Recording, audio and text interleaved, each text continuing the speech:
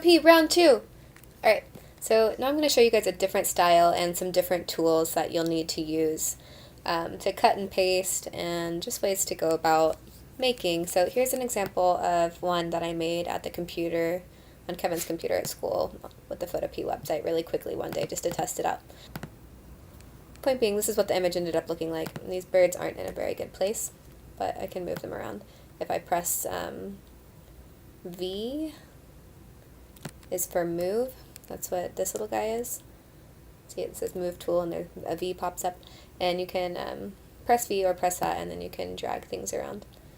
But this is just a quick experiment. So I cut and paste this little part here, and I'll show you the tools of what I was doing in the next tutorial. I'm not going to make this again, this was just an example, but we'll start a new one. So I'm going to go new project, and I don't think it needs to be quite this big. It ended up that my resizing brush tool couldn't go quite big enough whenever I was working that large. We're not going to be printing these out that size unless you do plan to do that, then work that large, but I'm just going to go with something a little bit smaller. I want it to be sideways, but still leave this. I'm going to change this, just do 200 pixels per inch. I'll just stick with that for now. So now I have a new one, and I'm going to drag in the images. So I'm going to make a identity thing for my niece. So this is a quilt that my sister made her, or was making her. So I want to, it wasn't finished, and I want to make it look like it was finished. So I'm going to create a repeating pattern in the background by selecting this area and then copying and pasting it to make it repeat time and time again. So there are different selection tools. These are all of the selection tools. There's a rectangle tool, which only can make squares and rectangles. And it starts from the point you click and then drags out. So I can't make it turn sideways, so that won't work. And then there's a circle tool, which you can use to make a circle and then fill it with color. So if I make a circle, I can then get my paint bucket tool. Oh, it's hiding behind the gradient. So I could get my paint bucket tool and just plop it in there and make it all red, or I could use a gradient, which is fun. And I can choose my two colors down in this corner. So let's say I want it to go from green, and press OK, and then if I click on the second color here to like blue, purple, and press OK. So those are the colors where it'll fade. So it changed up there. And if I just it says it has to rasterize. Let's do that. So then if I just click and drag, then it'll have that gradient within that, and I can try different clicking and dragging. I think that's how far the fade in between is. Let's say I wanted to fade from here to here. So I don't know that I'm actually going to use that, but sometimes it's handy. Not right now. I don't want it. So we'll go back in time. So the tool, we tried the wand in one of them, and sometimes it works well and sometimes it doesn't. So if I change the size, thought I'd already done that. Let's go back to rasterize. So we'll start selecting just the general area, and this wand tool guesses at what you want. So it didn't guess right. I want it to go all the way up and then all the way down. So it's handy for weird shapes, like somebody's head that's not a perfect circle. But you can also do this tool called the lasso select. So this one, the polygonal has straight lines, and this is a pretty straight square, so I want to use that. So I'm going to click on the one corner, and then I'll just let go, and then I'll click again on that corner, let go, click again, and then click again where I started. Press enter. Yeah, so just press enter after you get it to the area you want it. So now I can copy this square. So I'm going to press Control C to copy, and then Control V to paste. So now I have it here on this layer, if we look on the side. So I don't need this layer anymore, so I think I'm just going to delete it. Just go delete. So now I can make copies of this. I can just keep pressing Control V, or Command V was working also, strangely. Either of those, I guess. And then I can start moving these around. I don't really want that many yet, and I don't want the selection, so and hit the V and then it'll let me move it. So I'll move one over and then move one over until it fills the background. And then you can use your arrow keys to nudge up and down so I can get these perfectly aligned. And then select another one and pull it over here. And then get it aligned with the arrow keys. And then I can press enter. And then I can select all of these. And now I just want them to be one layer. So I'm going to say merge layers so that I don't have individual pieces because I want to move them all at once and I don't need to move those again. So I'm going to press merge layers. And that will merge all of these layers into one layer, like that. And then I can delete this guy because I don't need it. So now I can move this, or I can control copy and control paste with V. And I don't know why I did that. I don't think I copied correctly. Let's delete that. Select, control C, control V. That didn't work again. Maybe it's command C and V. Oh, I have no idea why it's doing that. But let's just do it a different way. I'll right click and press duplicate layer. So now I can drag this and then make this a continuous pattern. So these aren't fitting together perfectly because the angle of the photo wasn't a perfect square. I'll just kind of drag this to make it look like it fits a little bit better. Now it looks pretty close. And if I'm painting it or drawing it, I can adjust that later. If I wanted this to be a finished digital piece, it would be a lot more tedious and fixing. So I duplicated the layer again, and now I'm dragging it and placing it, and then fix that edge again. This quilting pattern is called Mountain Sunrise, if anybody was interested. My sister's really big into quilting. So I'll duplicate the layer, and then drag it down, resize it so that it looks better. Kind of tilted it. So if you click outside of the area, like this, see how that little arrow pops up in some places? If you click and hold, then you can rotate. But I don't want to rotate right now. And if you press shift, then it'll make it like on different angles. So if you want it perfectly straight, you can press shift and then release it. So now it looks like a nice solid background to work with, and I want this to be one background, so I'm going to select all of these by clicking on one and then holding down shift and clicking merge layers. Alright, so now that's one layer, so I'm going to add in my next photo. So now I'm going to drag in a photo of my niece. Don't be shocked by how adorable she is. And pretty sassy. So I'm going to press shift and drag this down so that it doesn't change the height and width, and then drag her on top of this. So now I'm going to cut her head out because I don't want the background. So we're going to figure out the best way to do this. We'll try this tool first since it's an abnormal shape, and I should stop and save. And then I will do the quick selection tool and make it a little bit larger. So it kind of turns into a square after a certain size. Because I think of the pixels of the screen, it just can't make a circle any longer. I'm not really sure, but it's still going to be a circle brush. It just looks like a square after a certain size. So it told me to stop and rasterize. So rasterize this, and then I'll start dragging over and seeing what it's grabbing. So I think part of the problem is just that my computer is being really slow, but I want to try a different tool. So I'm going to kind of deselect that. So I found that if you just kind of click once with this, not just dragging, that it gets rid of whatever selection you have.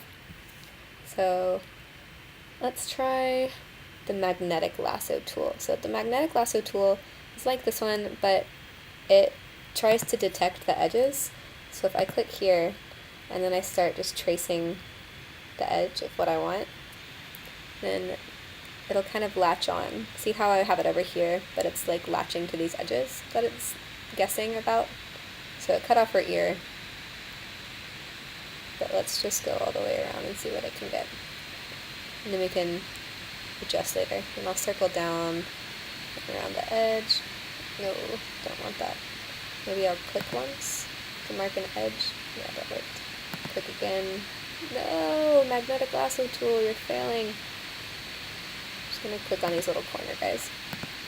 So that's, I guess, how we can keep the ear from being cut off. Just mark that there's a definite edge. And we'll kind of get her hair.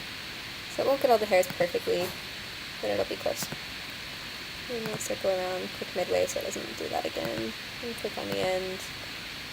And there we go. So it's close, but now I can go back in with this tool, I think, and press Unite so that it adds to this layer, and then start adding in these other areas. Let's see if it can figure that out. So now it thinks that we need to go all the way over there. I'm not too impressed with this tool. Let's try doing the subtract though. So this will subtract the selection if you just click and drag over it. Let's see if it can cut that out. Alright, so it's not doing it. I could redo the magnetic lasso tool, but for now I'm not going to. I'm just going to copy and paste this layer. So I'm going to do Control C and then Control V to make a new layer. And I'll hide that one. I'll just delete it actually. And then I'm going to go over, maybe I'll just change to the Move tool, click on V. So I'll go over to this layer, and then I'll just erase this, because I don't want to deal with the annoying things, and it'll be good to show you the eraser too. So we'll move the size up, and this time I do want the edges to be hard on the circle, because I don't want it to be looking like this when I erase it, because it might cut into her face. So Command Z, oh, I guess you have to do,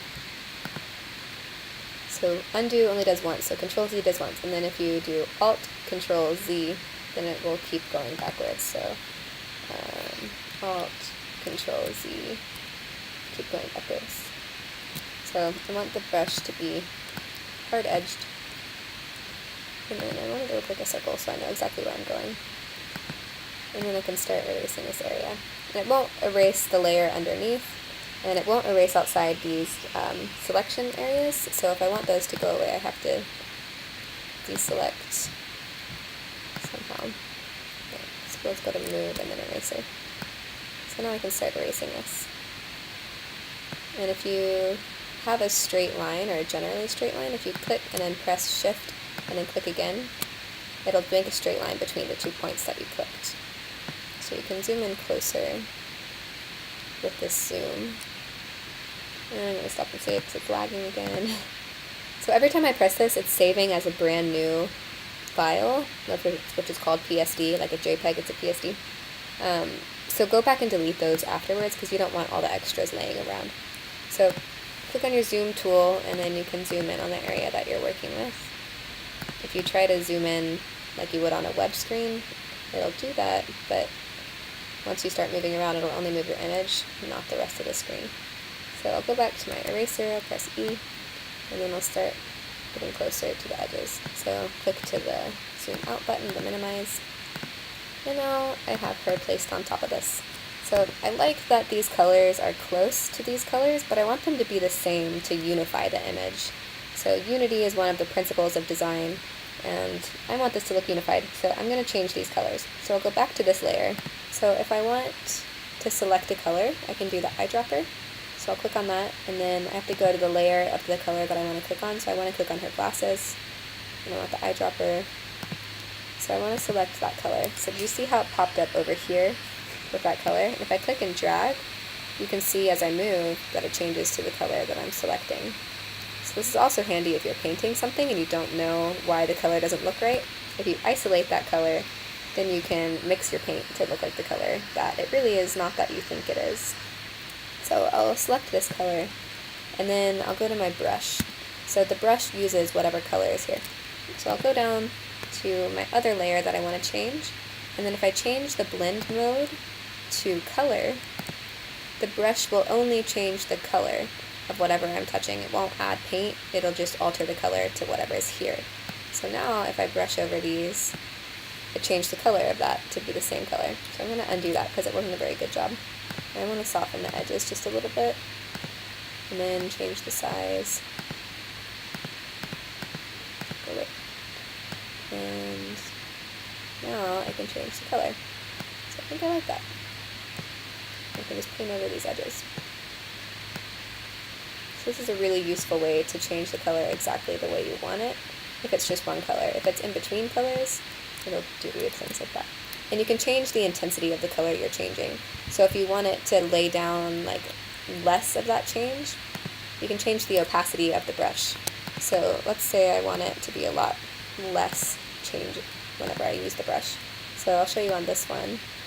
I'm using the same amount of coverage, like I just covered that the same amount as this, but because I had it on a lesser opacity, you can see through that layer. So now if I change it to go all the way back up, do the same thing, changes it all the way. And I wasn't really staying in the lines, but I just want to kind of show you guys the basics of the tools, not make a vertically finished piece of work. Now I've got that. And now I want to change this color to match her eyes. So I drop her eyes. I have to go back to the layer that it is, and I'll look and see until I'm happy with the color that I'm pulling.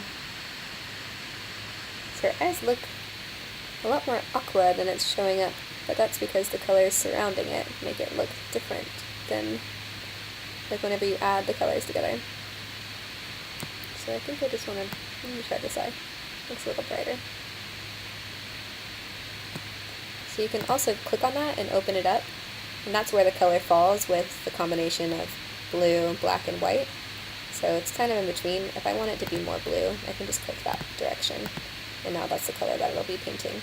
So I can go back to my brush, which changes the color, click on this layer, and now I can change the color of something else. But I like that other color. Maybe I'll change this one. Yeah, that's nice. So I'm just going to kind of sloppily do it, because this isn't the finished product. It's just kind of like a sketch in your sketchbook if you're going to use it as a reference image for a painting or a drawing.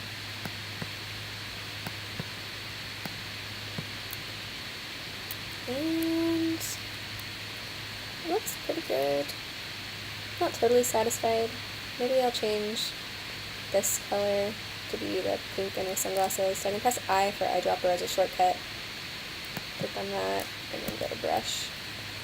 And then try changing that. Oh, way too intense. Maybe I'll change the opacity. So Control Z to undo. Maybe these should be that color. So the benefit of doing this before you paint it is I could have wasted all of my time painting those dots the color when I changed it the first time, and then had to repaint all of them, especially once you get into the details. Like if I wanted to have each of these little seams showing through the dots, it would have taken so long to repaint. But now I've done a quick adjustment and I can see what it looks like, and I think I do like that color better. So let's stop and save.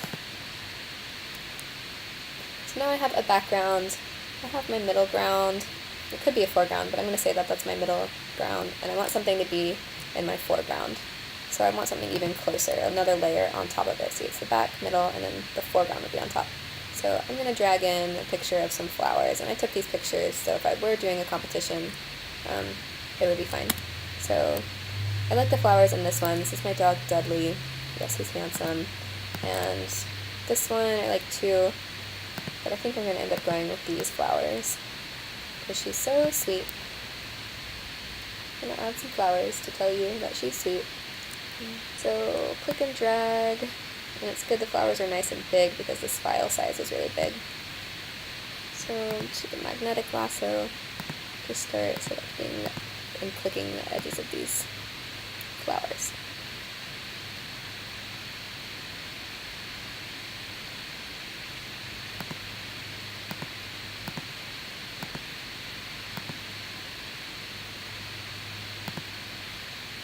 And I'm just dropping these little things when I think it might have a problem shifting directions or catching the edge that I really want. Like that little leaf, I'm going to click a lot on the edges there. And I think it'll get that edge. I don't need that. I'm just kind of clicking around the general areas so that it doesn't get confused when I change directions. Yeah, see, like that. Click on the edge.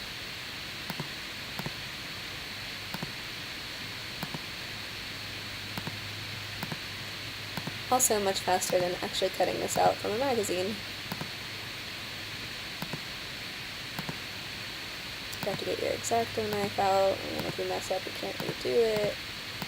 So let's just take this one patch of flowers for time's sake.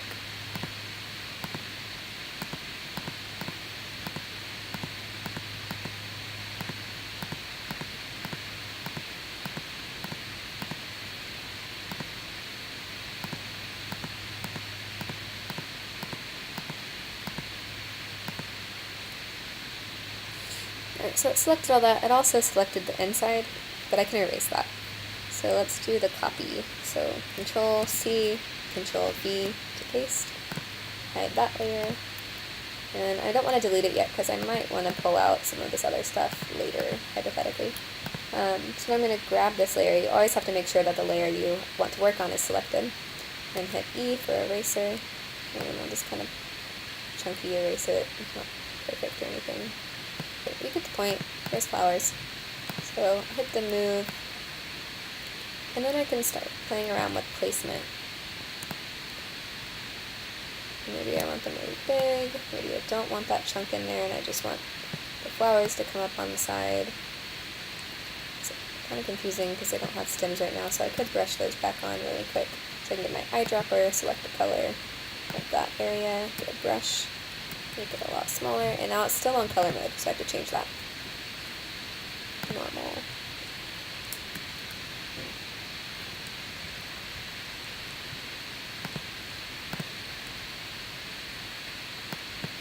And I just want to be able to see the stem.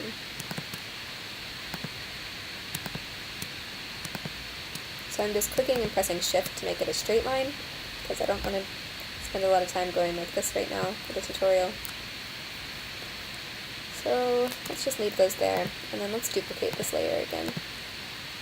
And then I can hit V for my move, and then I can move this around, and I can even flip it if I want. I can drag this all the way over to the other side, and then it makes it go into reverse, and then I can kind of rotate this so that it doesn't look like these are actually the same flowers. And then if this were going to be my composition, I'd spend more time making these flowers look like they're nice and placed. Another trick I want to show you, if you get the magnetic lasso tool again, and I want to cut out these areas, instead of going in and erasing them, I can just select, if it will load, I can go back and make a selection again with the lasso tool of the area that I don't want to keep, and close that off, and then I can just press delete and it gets rid of it. So that's probably faster than going in with a eraser.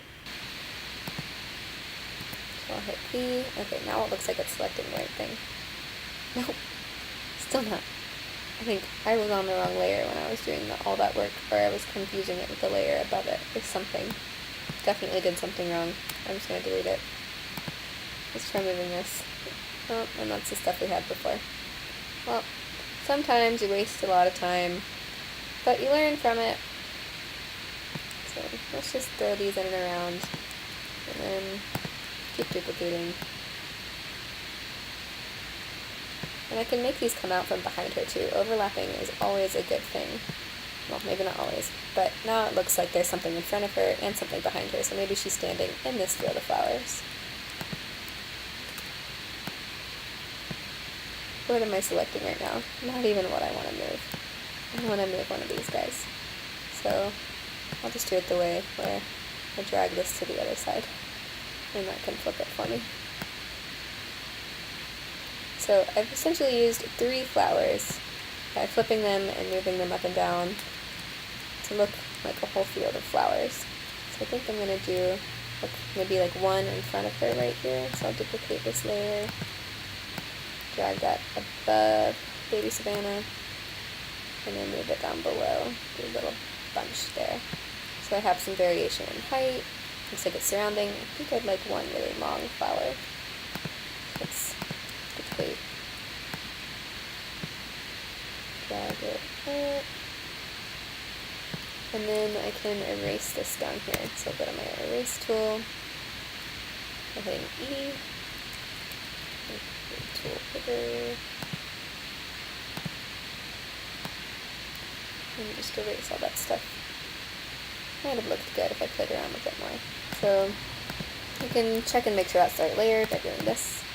Now I can just select, and it will only select what's there. There's nothing behind this, so I can just use, well, I wanted the rectangle, but that's fine. I can just use that, and then it's selecting the circle, and the only thing in that is the stem and a little bit of the flower here, but that's okay. So I'll press Control C, Control V, and then my move tool, I should have a copy of that stem. So now I'll just resize it. And then deselect. Deselect please. Okay, fine. Select all. And then I'll go to my eraser. And then I'll click Shift Hold. And make that the next sharp edge. And there you go! Cute little baby.